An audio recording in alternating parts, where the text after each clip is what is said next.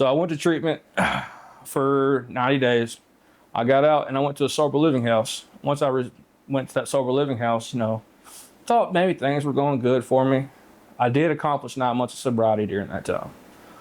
Well, after, life started being a little chaotic for me and I couldn't control anything. I was starting to use gas station drugs. And that's just as worse as anything else because those are drugs I could pass on a drug test. So I started using those and things really got out of hand. And not long after that, I ended up back on heroin.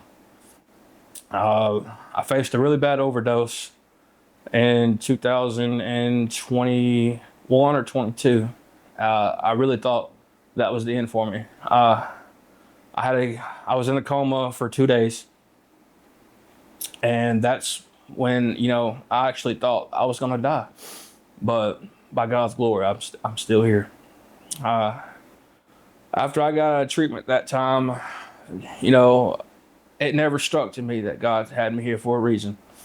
I went back out there and started doing the same thing that I was doing because I was comfortable with that.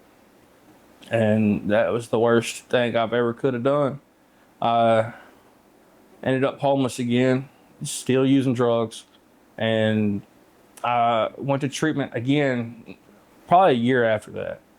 And that was, I used rehab my first 2 times as a escape.